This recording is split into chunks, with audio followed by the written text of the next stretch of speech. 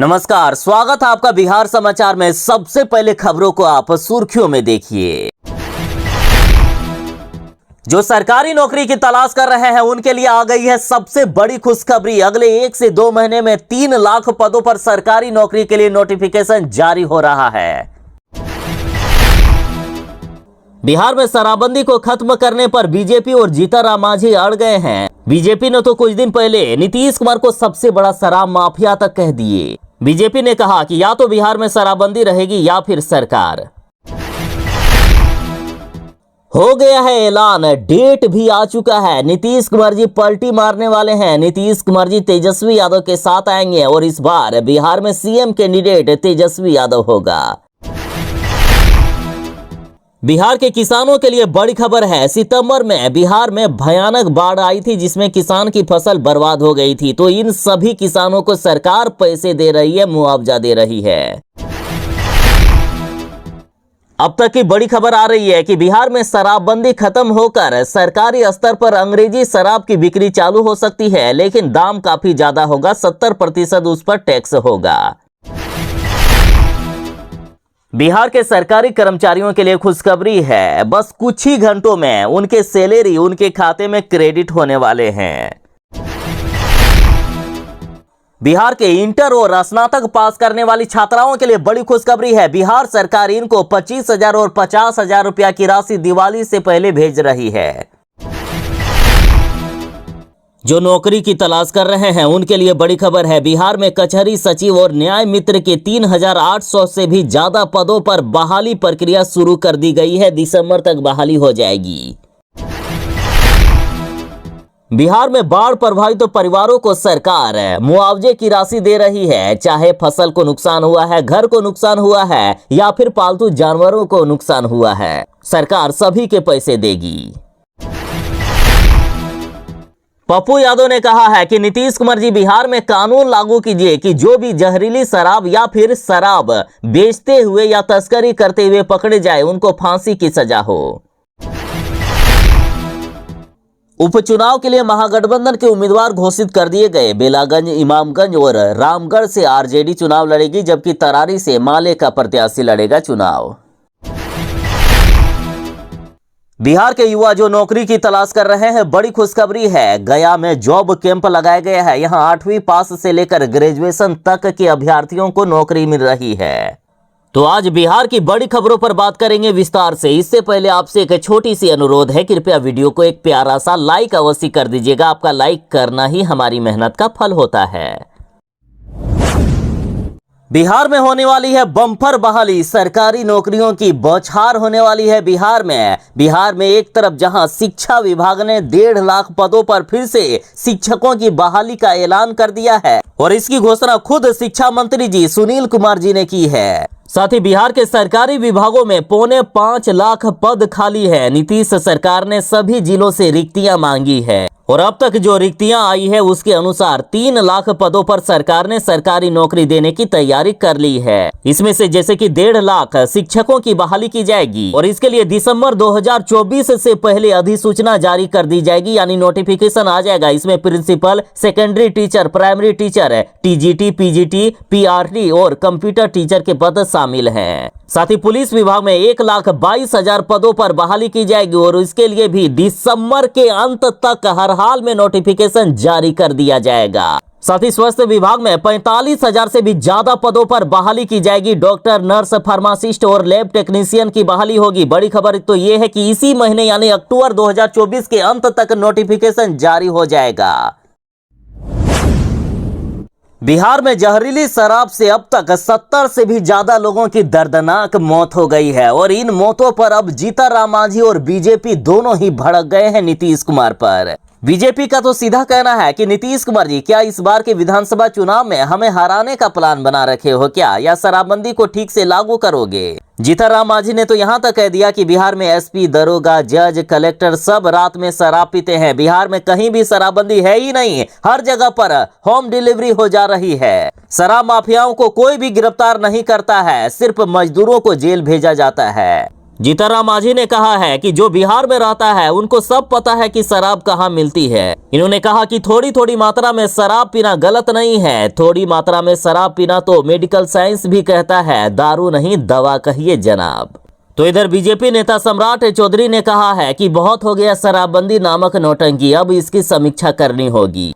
कुछ दिन पहले तो सम्राट चौधरी ने नीतीश कुमार पर आरोप लगाया था कि बिहार का सबसे बड़ा शराब तस्करों को सपोर्ट करने वाला नीतीश कुमार ही है। इन्होंने यहां तक कह दिया था कि नीतीश ने ही बिहार वालों को शराबी बनाया। जब बिहार में शराबबंदी नहीं थी उस समय शराब की दुकानों की संख्या मात्र 987 थी, जिसे नीतीश कुमार जी ने 11,000 तक बढ़ा दिए। बिहार के हर गली मोहल्ले में शराब की दुकानों को खुलवा दिए। लोगों को जब शराब का लत लग गया तो शराबबंदी लागू करके अब नकली शराब बेची जाने लगी बिहार में। इन्होंने यहां तक कह दिए थे कि शराबबंदी के नाम पर नीतीश कुमार जी घोटाला कर रहे हैं। जदयू के खाते में हर वर्ष 10,000 करोड़ रुपए का कमीशन आ रहा है और बदले में शराब माफियाओं को संरक्षण दिया जा रहा है।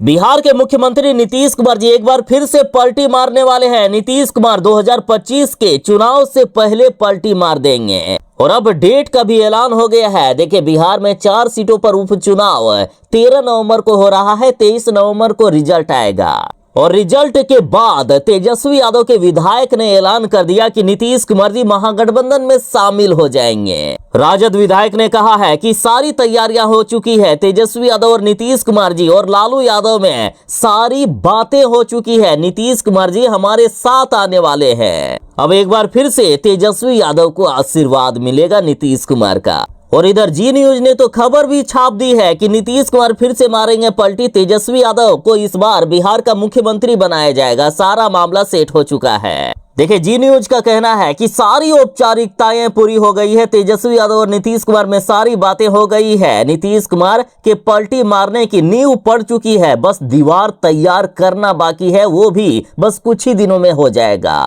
यहाँ ध्यान देने वाली बात यह है कि जब भी नीतीश कुमार जी पलटी मारने वाले होते हैं तो वो पूरी तरीके से इस बात को नकारते हैं कि वे रहेंगे एनडीए के साथ और अचानक से मार देते हैं पलटी। और ऐसा ही नीतीश कुमार जी अभी भी कर रहे हैं। बिहार में बाढ़ ने कुछ दिन पहले भयानक सी तबाही मचाई थी, जिसमें से किसानों की फसलें बर्बाद हो गई, गरीबों के घर या तो टूट गए या फिर बाढ़ के पानी में घर का नामो निशान खत्म हो गया।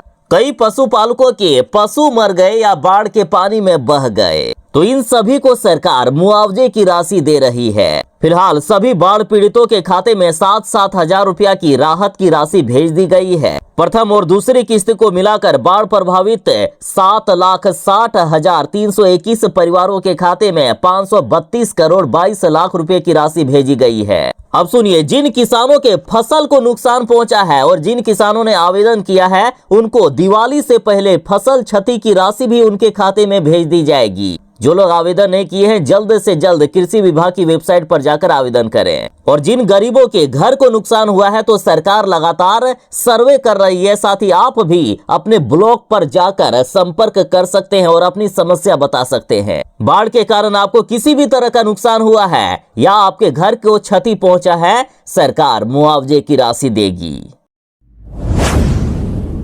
नीतीश कुमार जी की नाकामी और बिहार में शराबबंदी का हर कोई आज विरोध कर रहा है। पप्पू यादव ने यहां तक कहा है कि जहरीली शराब बनाने और बेचने वालों को मैं फांसी की सजा दूंगा। इन्होंने कहा कि नीतीश कुमार जी आप भी बिहार में कानून लागू कीजिए कि जो भी शराब बेचने के काम में पकड़े जाएंगे उनको सीधा फांसी पर लटका दिया जाए। इन्होंने कहा कि जिस दिन मैं सत्ता में आ गया उस दिन एक भी शराब माफिया या शराब बेचने वालों को नहीं छोड़ूंगा। चुन चुन कर उनको मौत के घाट उतार दूंगा या फिर आजीवन कारावास की सजा सुनवाऊंगा। साथ ही इलाके में जो भी पदाधिकारी होंगे वे सस्पेंड नहीं होंगे, बल्कि उनको हमेशा नौकरी से ही बर्खास्त कर दिया जाएगा। पप्पू यादव ने नीतीश कुमार जी से मांग की है कि बिहार में सरकारी स्तर पर अब अंग्रेजी शराब की बिक्री चालू होना चाहिए और 70% उस पर टैक्स लगा देना चाहिए ताकि गरीब लोगों की पहुंच से दूर रहे और 30 वर्ष से कम उम्र के लोगों को शराब नहीं मिले।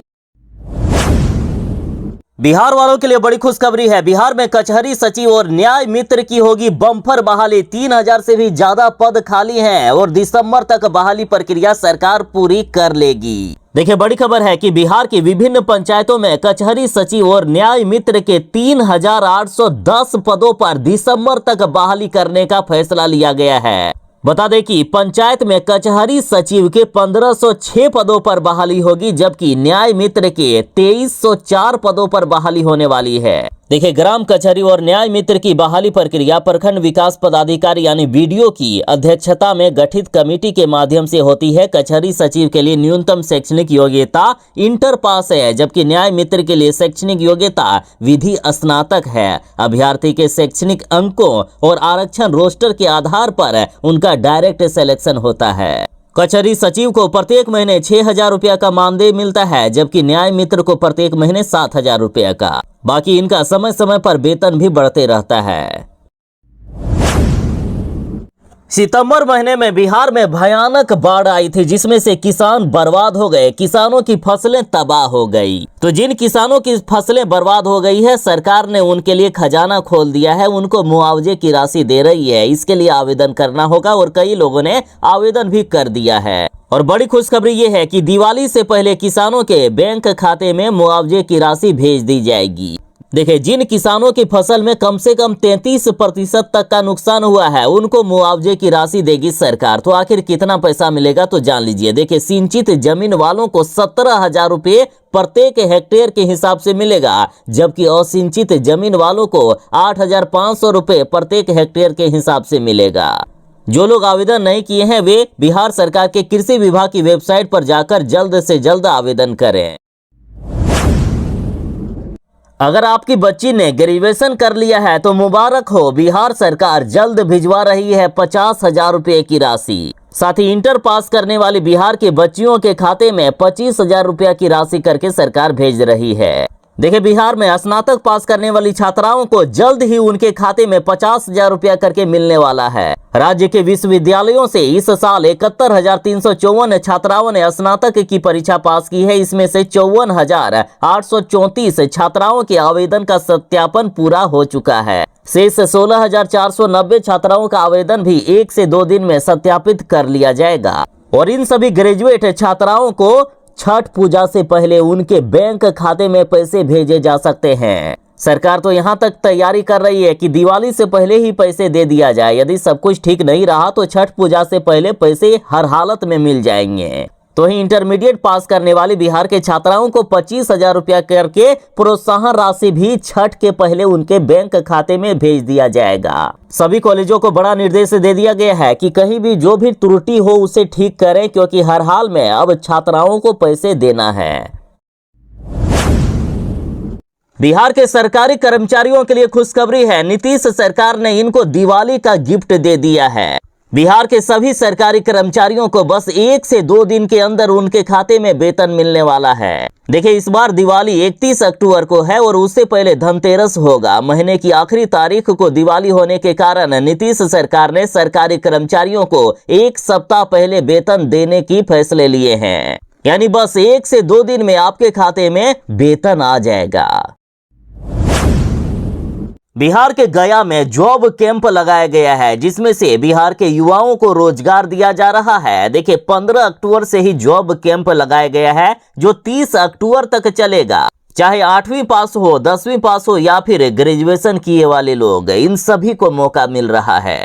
देखिए, 18 से 40 वर्ष तक के बेरोजगार युवा जो जॉब की तलाश कर रहे हैं, उनके लिए गया का अपर प्रादेशिक नियोजनालय एक सुनहरा मौका दे रही है। टोटल 200 सीटों पर नौकरियां दी जाएगी। सबसे पहले गया जिले के 15 प्रखंड में SIS लिमिटेड में सिक्योरिटी गार्ड के पद पर बहाली के लिए 100 पदों का आयोजन किया गया है। इसमें आयु सीमा 19 साल से लेकर 40 साल रखी गई है और वेतन 15,000 से लेकर 27,000 तक मिलेगा। इसमें 8वीं पास से ग्रेजुएशन तक के अभ्यर्थी आवेदन कर सकते हैं। साथ ही अन्य कंपनियों के द्वारा भी 100 पदों पर बहाली होगी। एज लिमिट 18 से 40 साल रखी गई है। वेतन 15,000 से 19,500 रुपये तक दिया जाएगा। 8वीं पास से ग्रेजुएशन पास तक अप्लाई कर सकते हैं। तो गया जिले वालों को बिहार में 4 सीटों पर होने वाले उपचुनाव के लिए महागठबंधन ने उम्मीदवार घोषित कर दिए हैं। बेलागंज, इमामगंज और रामगढ़ से आरजेडी और तरारी से माले का प्रत्याशी घोषित किया गया।